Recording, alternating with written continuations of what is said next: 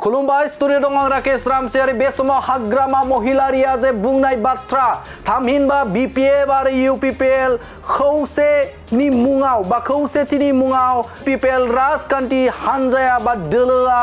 बे समाव बीपीएफ को ब्लेकमेल खालामनानै गावसिनि न'आव बा थामहिनबा यूपीपीएल आव गोबां बीपीएफ नि दैदेनगिरिफोरखौ सोबाय दं होननानै बाथ्रा बुंदोंमोन बिथां हाग्रामा महिलारिया आरो बे बाथ्राखौ लानानैनो बिटिआरनि मावफुं सोद्रोमा रनजित बसुमतारिया फिननाय होफिनदों जे बिथां हाग्रामा महिलारि जे बुंनाय बाथ्रा बे बाथ्राखौ लानानै रनजित बसुमतारिया फिननाय होफिनदों बे समाव हाग्रामा महिलारिया जे बुंनाय बाथ्राया बिथांनि राजखान्थियारि मुलाम्फानि थाखायसो बाथ्रा बुंथिदों होननानै फिननाय होदों मावफुं सोद्रोमा रनजित बसुमतारिया बर' रायजो राजाफोरनि जा लुबैनाय बे लुबैनायखौ जाफुंहोनायाव जोंनि यूपीपीएल सरकारा जेब्लायबो दङ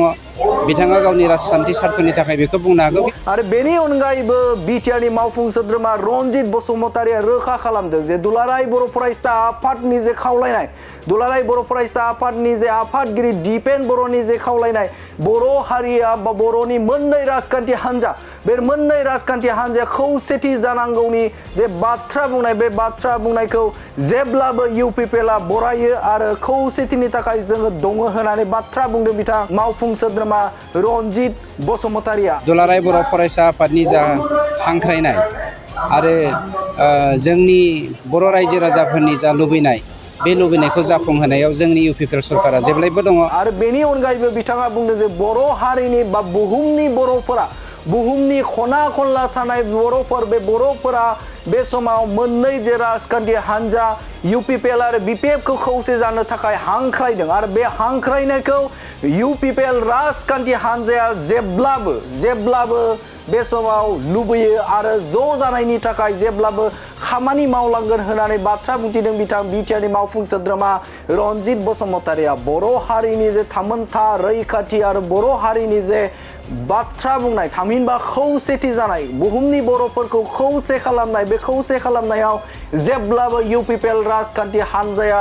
दङ होननानै बाथ्रा बुंदों बिथां बिटिआरनि मावफुं सोद्रोमा रनजित बसुमतारिया थारैनो बे समाव बिथां हाग्रामा महिलारिया जे बुंनाय जे यूपीपीएल राजखान्थि हान्जाया ब्लेकमेलिं खालामबाय थादों जे बुंनाय बाथ्राखौ लानानै बिथाङा रोखा बाथ्रा बुंथिदों जे बे समाव यूपीपीएल राजखान्थि हान्जाया ब्लेकमेलिं बेफोरबायदि खालामाखै बे समाव हाग्रामा महिलारिया गावनि राजखान्थियारि मुलाम्फानि थाखाय जे बेफोर बाथ्राखौ बुंदों होननानै रोखा बाथ्रा बुंथिदों बिथां बिटिआरनि मावफुं सोद्रोमा रनजित बसुमतारिया आरो बेनि अनगायैबो बिथाङा रोखा बाथ्रा बुंदों जे बर' हारिनि गासै बुहुमाव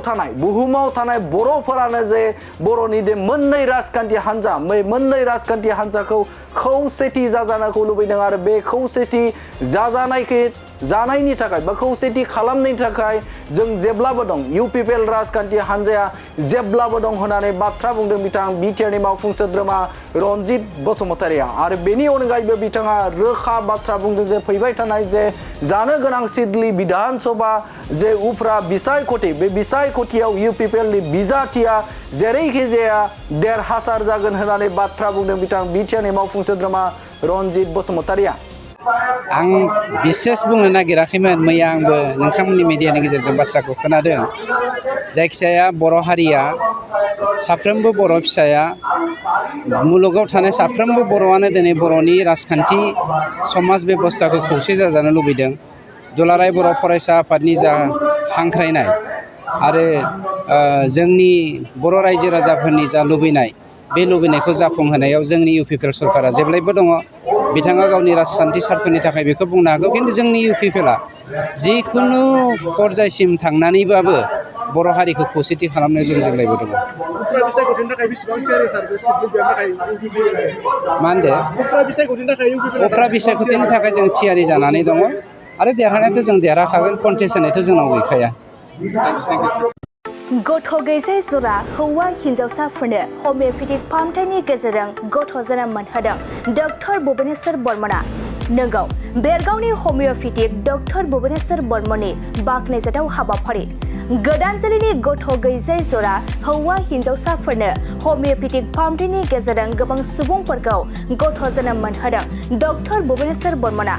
अदालगुरि जिल्लानि सिङाव थानाय बेरगावनि डक्टर भुबनेश्वर बर्मना थांनाय 2006 मायथाइनिफ्रायनो सावस्रिनि बिथिङाव हमिय'पेथिक आदबजों गोबां सिबिथाय होबोनानै गोदान जोलैनि गथ' गैजायै जरा